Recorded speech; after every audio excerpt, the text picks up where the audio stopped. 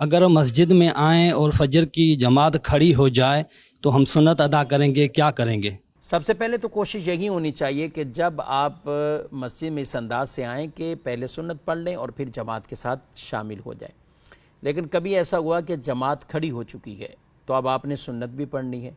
تو ایسی صورتحال میں آپ پہلے سنتیں پڑھیں اور پھر جماعت میں شامل ہو جائیں۔ اگرچہ آپ کی ایک رکعت چلی جاتی ہے یا دوسری بھی چلی جاتی ہے، لیکن آپ کو یہ غالب گمان ہے کہ امام صاحب اتحیات میں مل جائیں گے یا دوسری رکعت میں مل جائیں گے، میری جماعت بالکل ختم نہیں ہوگی، فوت نہیں ہوگی، تو پھر پہلے سنت ادا کریں۔ ہاں، سنت صفوں کے بیچ میں نہ کریں، بلکہ آپ پیچھے ہو کر اور کوشش کریں، اگر مسجد کا برآمدہ ہے تو برآمدے کی طرف چلے جائیں، یعنی تھوڑا سا ہٹ کر آپ پڑھیں، وہ اپنی سنتیں آپ ادا کریں۔ اور اگر کسی کو یہ گمان ہوتا ہے کہ میں سنت پڑھنے لگوں گا تو امام صاحب تو سلام پھیر دیں گے،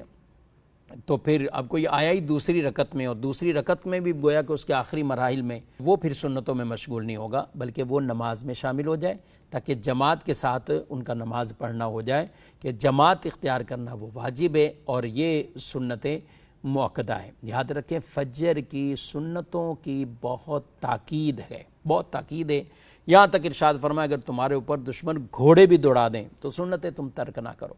تو ان کی تاکید کو بھی یاد رکھنا ہے، لیکن ساتھ ساتھ یہ جماعت کا معاملہ بھی یاد رکھنا ہے، تو آپ پھر جماعت میں شامل ہو جائیں۔ اور یہ بھی کچھ لوگ کرتے ہیں کہ جماعت سے نماز تو پڑھ لیتے ہیں اور اس کے بعد فوراً سنت پڑھنے لگ جاتے ہیں، تو یہ جائز نہیں ہے۔ جماعت سے آپ نے نماز پڑھ لی، سنت رہ گئی ہے، تو اب آپ فوراً نہیں پڑھ سکتے۔ اب اگر آپ پڑھنا چاہیں تو پھر انتظار کریں، پھر جب سورج نکل جائے، سورج نکلنے کو بھی 20 منٹ ہو جائیں، اب پڑھنا چاہیں تو بہتر ہے آپ اس وقت 2 رکعت یہ سنت کے طور پر آپ پڑھ لیں، لیکن یوں آپ نہ کریں کہ جماعت کے فوراً بعد آپ سنتیں پڑھنا وہ شروع کر دیں۔ اس چیز کا بھی ہمیں خیال رکھنا ہوگا۔